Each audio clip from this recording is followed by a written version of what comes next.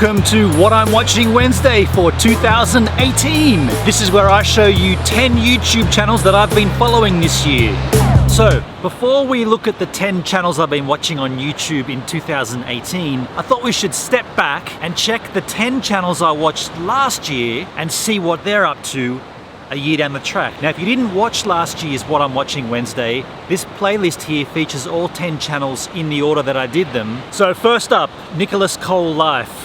Now, it's been a year since we met Nicolas Cole Life, and I say we because you met him the same time I did on my vlog. I am still baffled as to what happened with his channel, what he did with his channel. From the very beginning, I was blown away by his craft, his technique, his strive for perfection, everything presented beautifully in 4K, and that's something that was attractive from Nick to me because I was striving to do the same thing.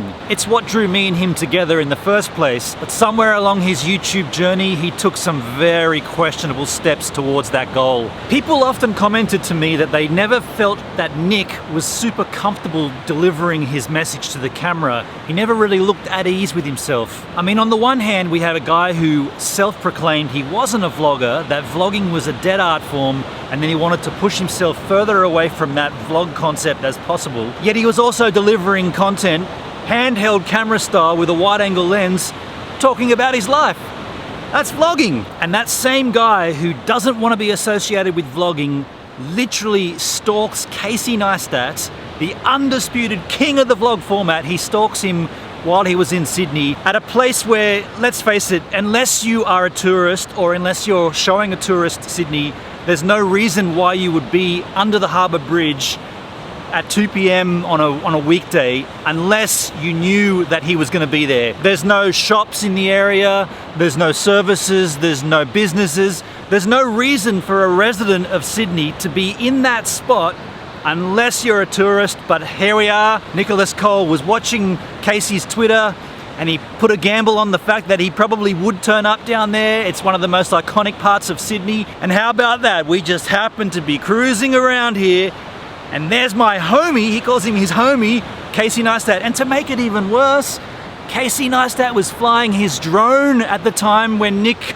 barges in with his camera and just puts this guy on the spot. It's so transparent, so cringy, and so hard to watch. So yeah, this is pretty cool. I saw that you're in Sydney and we were just driving around and I said, that looks like Casey standing on the wharf, and lo and behold, here I am, man. Here I am. Number 8, is it? Yeah, I actually think this is number 9. Go through these things pretty quick. Yeah! Yeah, you can't do anything here. Man, there's I'm so learning shit. that You quickly. can't skate, you can't do anything. You've been told off for the booster board yet? Yeah. Now, we didn't want to record every single part of our interaction with Casey because I don't want to live every single moment staring through a camera. It was more of a personal interaction that we had with Casey. Like, the wind isn't bad right here. Go out that way 20 feet. Yeah. It's not usually like this. No, It's not as windy. you came at a bad time with Sydney weather. And look, that in itself isn't all that bad if you're a Casey Neistat fanboy. If you were just wanting to see the guy, that's all cool. But Nicolas Cole's different. He portrays himself as a filmmaker, someone who has nothing to do with vlogging. He's shunned vlogging many times on his channel. So why would you involve Casey Neistat in your content? And if that's not awkward enough, he then went on to use that same piece of footage of Casey Neistat in the opening sequence to his live streams. What?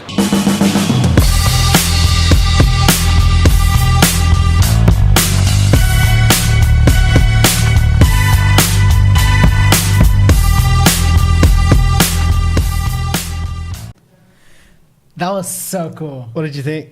That was so cool. Did you guys notice the little the Casey Neistat cameo? Nicolas Cole told me vlogging was dead. He even told me once that Fab Trav was killing his channel by vlogging.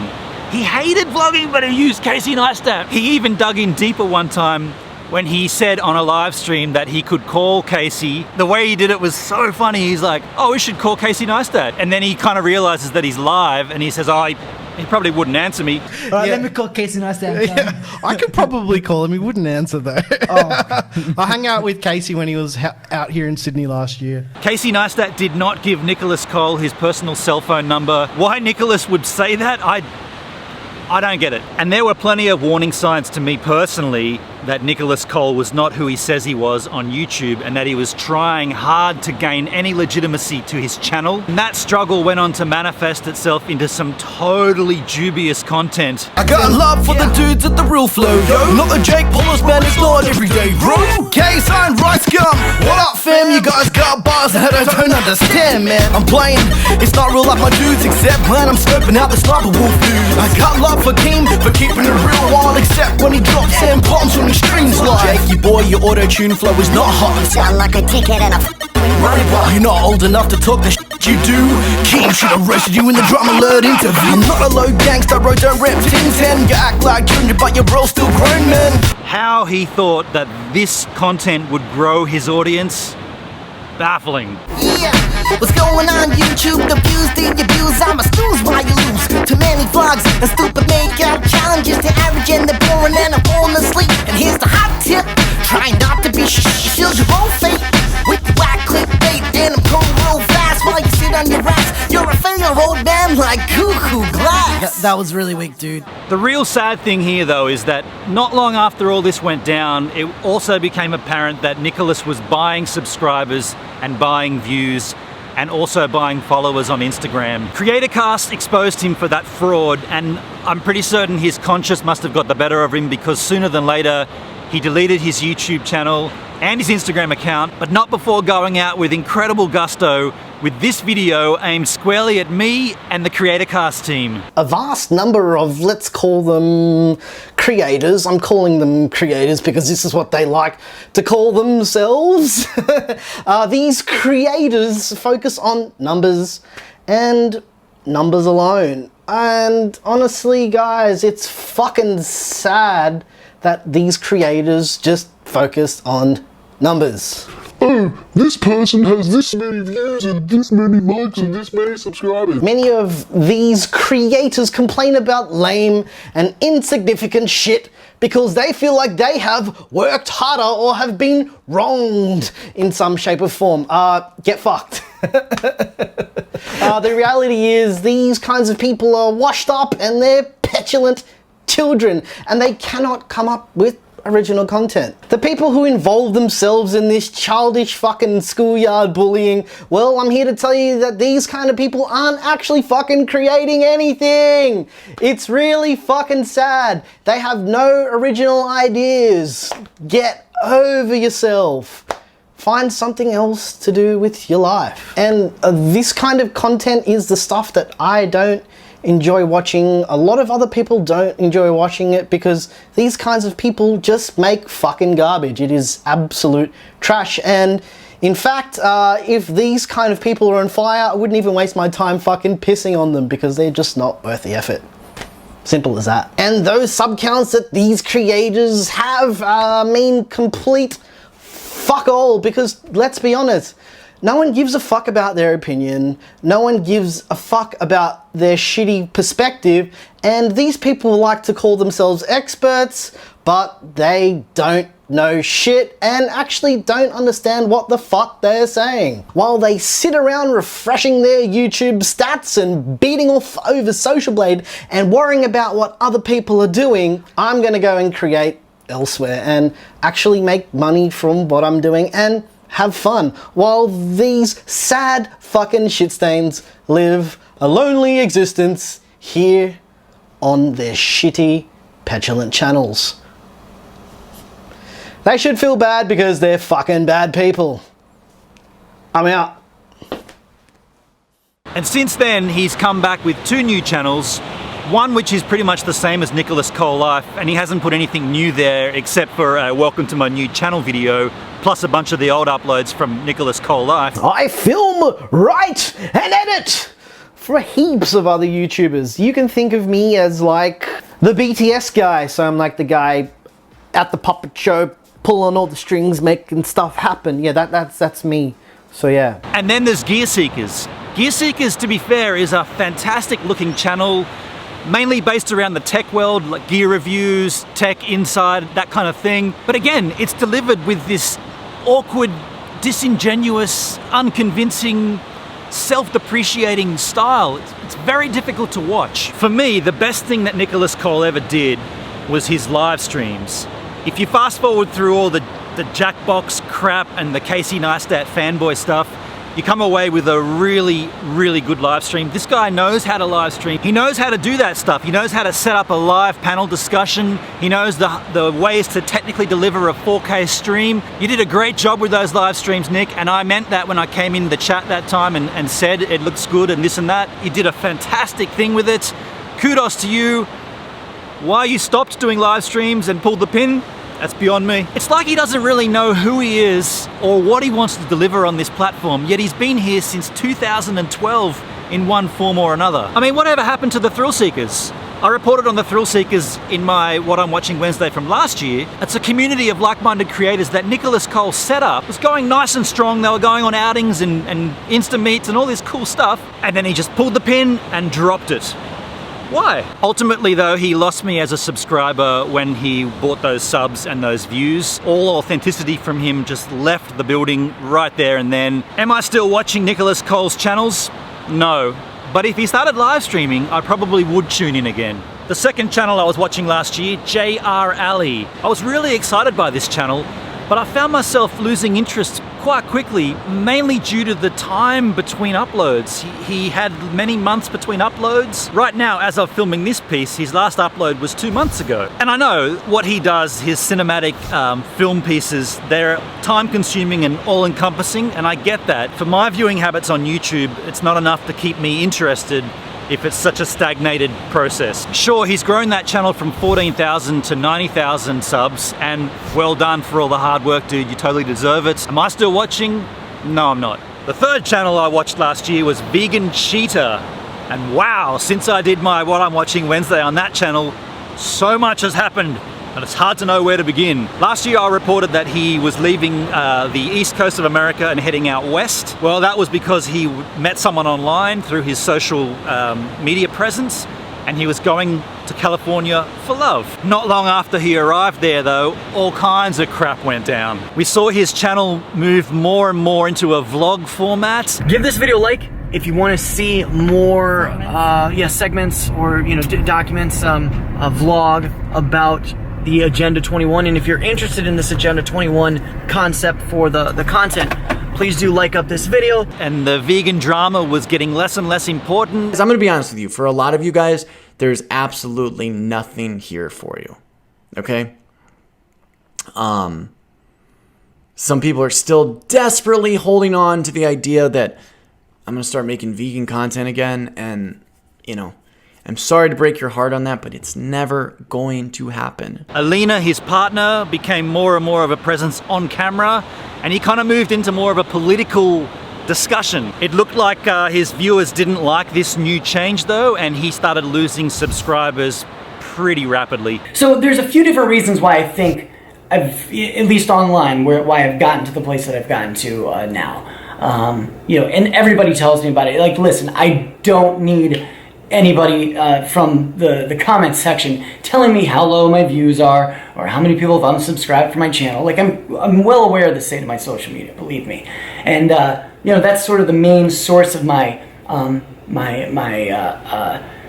do you say it? The main source of my discouragement, and why I haven't been around the last couple of weeks, just because it's kind of a hard pill to swallow, when you realize, like, you made some choices, it didn't work out the way that you were hoping it would, and now you're at this place, and we have to think of, what is the next course of action? How do we recover from this? But there's a few reasons, at least recently, why I think I've gotten to the place that I've gotten to, this low point in my life on social media. Around this time, he also changed the name from the Vegan Cheetah just to his own name, Charles Marlow. And it was also at the same time that the much talked about legal action against him from another YouTuber started to build traction. Without going into the details, Charles was being sued basically for slander by another YouTuber. Some things that he'd said back in the vegan drama heyday was now coming back to bite him in the ass. And at the same time, he was also banned from his live stream platform of choice, which was YouNow, so he lost all of his income. All the things were happening bad for him, and then a very, very nasty and a very public breakup with Alina went down. Lots of shit was said from him. Sitting there on her phone, so I grabbed all my valuables. I grabbed my computer and my microphone, but Alina, I think, either took my camera. I think Alina either took my camera or she broke the camera and she like hid the evidence or something like that. So, and from her, he's spitting at me and he's mad that I'm screaming. So he's calling the cops on me. He's calling the cops on me. Tell him to. Let him put the lots of shit he said about her family. Pretty harsh, really. The end result from that was that he was now single, living in an apartment in Santa Monica. His YouTube channel was dying. He had no real income. He had not much going for him, to be honest. Got to give the man props though. He picked himself back up. He patched things up with Alina. He deleted all those videos he made. She did the same. I really fucked up. Most of you guys are going to know what I'm talking about, but this video is going to be addressed to my ex-girlfriend, Alina specifically. And I'm making this video in the hopes that I can salvage what we do have, rebuild, repair, and move on. So, the first thing that I do want to apologize for is what happened that night with Alina. Most of you guys saw the Snapchats, and you've heard my side of the story, you heard her side of the story, and a lot of people shared commentary about it. But I'm apologizing for what happened that night. Number one, the biggest offense, which was spitting on her. That was the most vile and disgusting thing that I could have possibly done. And, you know, this is the girl that I love. You know, this is the girl that I say that I love. And that night, I was not acting as if I do love her. I'm not going to make up any excuses. You know, I was wrong. I was wrong for spitting in her face. I was also wrong for confronting her that night and kicking her out of the apartment. And things were looking good. He moved more into the political discussion on his channel, started live streaming on YouTube, but all that wasn't helping the finances, so he actually went out and got a job offline, which is more kudos to the man. He was down in the dumps, he picked himself back up, and he went and got a job outside of YouTube. A lot of his viewers wanted him to go back to the vegan drama, but he never did. Instead, he found himself succumbing to taking user requests. You see him playing guitar. We don't even care, as restless as we are, and we don't know just where our bones will rest to dust, I guess. Forgotten and is all to it all below. Praying. I think we should all take a moment to pray for the LGBT community and pray for Shane Dawson. Dear Lord, please do protect Shane Dawson through this terrible publicity. Help him to navigate through the fake news and navigate through this slander. And also, please inspire the LGBT community to showcase their best going into 2018. Please help them to showcase their best and not set themselves up for discrimination or any kind of abuse a decade from now. And help us all to see the truth. Help us to not fall for the false flags and help us to uncover what we really need to know. So thank you. Can I get an amen? Singing the alphabet. A, B, C, D, E, F, G, H, I, J, K, L, M, N, O, P, Q, R, S, T, U, V, W, X, Y, and Z. Now I know my ABCs. Please no black neighborhood for me. As of right now, I'm more of a silent watcher of his channel. I do tune in on his live political discussions and I engage myself, and he's very thought-provoking. He has my subscribe still. I think he's a genuine guy. It's been a tough year for him. Keep it up, dude. The Danny Black vlog. Well, I don't really need to explain this one, do I? If you've watched my content, you'll know Danny Black and I became good mates, and he's all over my content. We even created our discussion panel called CreatorCast. In the last year though, Danny has grown his channel to just shy of 3,000 subscribers with his quirky, voiced-over vlogs about his insane life as a musician on board P&O cruises. He changed the name of his channel to Where is Danny Black, which kind of fits in more because he's all over the place. He could be right behind me right now on a ship for all I know. In fact, he He is. He went from New Zealand just recently, so he would. That's New Zealand that way.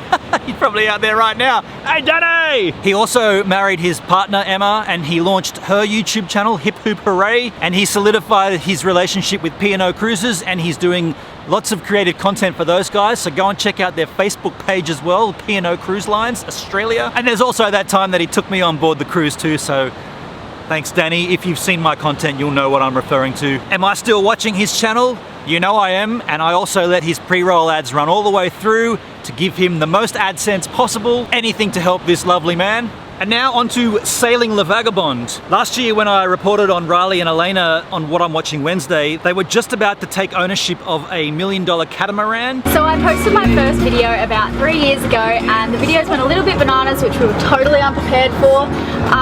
Yeah, and all that has led to this very exciting news. Which is, of course, we've jagged a catamaran. I don't know if you heard properly, but we are getting a catamaran. We are getting a catamaran.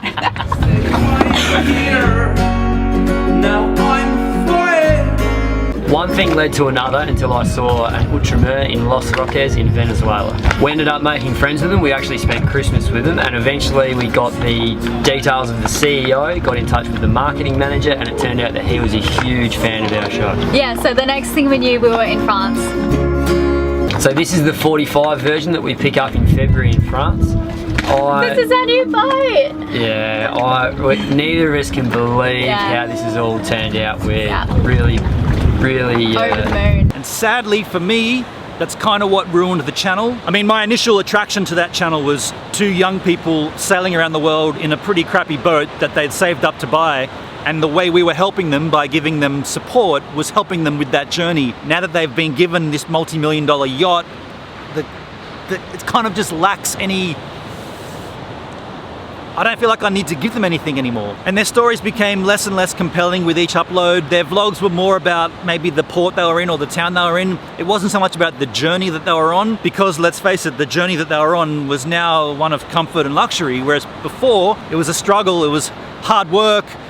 You had the bilgy thing, and it just seems a little bit easier for them now, so less compelling. You may remember from watching the channel around the same time, they were also looking for a video camera operator, someone to come on board with them and create their vlogs for them. And you might recall I applied for that, and then the drama that ensued. Without digging deep into it, basically they said they watched my application video when I set it to unlisted and only sent them the link. Now, I'd watched it once on my channel to make sure that the upload had worked, and it had remained on one view the whole time, yet Riley had said that he'd watched it, which obviously he hadn't. I made a video calling them out about it. I copped a hell of a lot of flack from all their viewers. The ultimate result was that they'd lied to me, and it's a shame because I always try to be as authentic on this platform as possible, delivering always my utmost and the most genuine person I can be to the channel. And it's a shame when someone you look up to says they do that, but then actually doesn't. So for me, I stopped watching. Now, I do still tune in here and there, and I've made a couple of comments, and they're still lovely people, but for me, I just don't find myself compelled to watch their story any longer. Boston Vlogs. Well, what do I have to say about Jayski that you don't already know? Again, if you watch my channel, you'll have seen Jay Boston all over it. You'll know that since I did my What I'm Watching Wednesday last year on his channel, we've become great mates, kind of like Danny Black. We're all over each other's content. He's a great guy. He's delivering some really cool content. He's really found his niche, abandoned buildings and electric skateboards. He's really hitting hard with that. He's grown his channel to 10K subscribers pretty quickly. In fact, 11K. He's hit 11K now. Well done, buddy. You will see him on CreatorCast as well. He's part of our panel along with Danny Black and Scott Muir, and I'll get to Scott at another point. It's been really nice getting to know Jay and his family outside of YouTube and on YouTube. He changed his channel name from Boston Vlogs just to his name, Jay Boston. And am I still watching his channel? You know I am, and I let his ads roll all the way through too, just to give him a little bit of sneaky more ad revenue. Juke Squad. The Juke Squad. So I've not watched a lot of Juke Squad since making the What I'm Watching Wednesday last year, and the reasons are pretty much what I said in that What I'm Watching Wednesday. I'm just a little tired of watching the same thing over and over again with little care or attention to the editing. He favors the long format over 20 minutes sometimes, and nothing against the 20-minute vlog. I run 20-minute vlogs plenty of times, but If you can snap it down and make it shorter and tell the same story, then I feel like you should be editing it down to make it more compelling. That's not to say the guys in Juke Squad have done anything wrong. Their content's still great, but I just find myself drifting away because of the length of them and because of the amount of them. He's uploading so many videos all the time. I just found myself drifting away. I might come in and check one every now and then, but am I a sub still? No, I'm no longer a sub to Juke Squad. Lost Leblanc. Here's another channel I'm no longer watching. Lost Leblanc lost me a while ago. It's kind of hard to narrow exactly what it was that turned me off, but I feel like he just didn't have any authenticity and any real connection from his camera to his viewer. And I know that's not what the transaction necessarily should be from YouTube to a viewer, but in my attempt and my striving to be as authentic as possible, I want to watch creators that are doing the same. And somewhere along the track, I just feel like he's disingenuous with his audience. He doesn't present himself 100% who he is. I admit it's a strange one. It's a strange reason for not watching, but at some point his approach just lost my interest. I also noticed he stopped replying to comments quite a while ago. Not everybody, he does jump in here and there, and I understand it's difficult when you're getting that many comments. Perhaps he should start a weekly live stream where he can engage an audience that way. Maybe that would bring back some authenticity, I don't know. But yeah, Lost Leblanc lost me a while ago. And before shooting this, I checked in on his channel and it would appear that him and Laura are no longer together, his long-term partner. And no explanation as to why. So you've got a channel that everybody knew from way back, like even Christian's travel vlog when it started and Christian Leblanc, him and Laura were together, this was their channel, this was their thing. And then he just suddenly, she's disappeared and there's a new woman. Y'all set up? Yeah, if you push me, I swear our friendship. I'm just gonna give you a quick lesson on how to.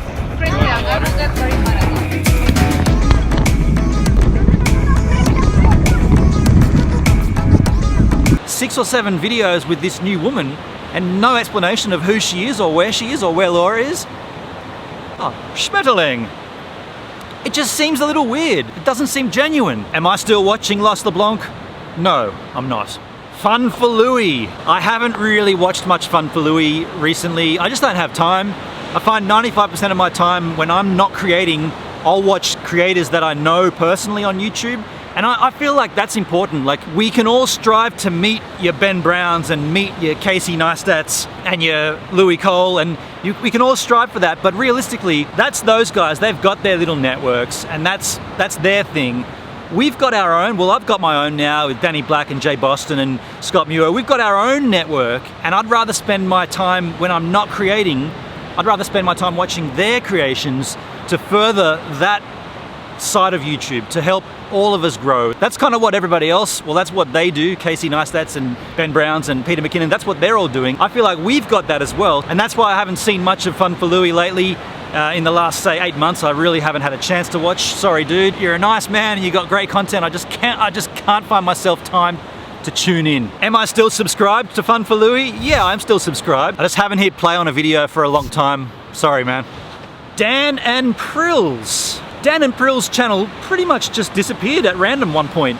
I think last I reported on them last year, they were on a one-way ticket to Spain, and I was really enjoying watching that content, the struggle of living in Spain and the struggle of trying to keep the channel growing, and then it just disappeared. Somewhere along the way though, I noticed Dan was dual uploading to vid.me as well as YouTube, and I think he might have pushed himself more towards vid.me and further away from YouTube because he might have been getting quicker audience traction on vid.me. Of course, vid.me went belly up, and then Dan came back to revive Dan and Krillz on YouTube. First of all, he changed the name of the channel just to his own name, Dan Crivelli, and he was uploading here and there sporadically. But those uploads kind of tapered off, and eventually there was nothing really going on the channel, which is a real shame because they were really cool people. I really enjoyed watching their creations. Before I came down to do this, I checked the channel, and he has recently uploaded. He uploaded a video called My First Wedding Shoot. So he did a commercial shoot for a wedding. Looks like he's making a comeback somewhat on YouTube. We'll have to wait and see. Maybe I'll report back next year. Am I still subscribed though? Unfortunately, Dan, no, I unsubscribed when you're in Spain. You lost me there, dude. Yeah, sorry about that. So that's where the 10 channels I dug deep into last year on What I'm Watching Wednesday are now, and whether I'm still watching. Starting next week, let's dig into 10 channels that I'm watching in 2018.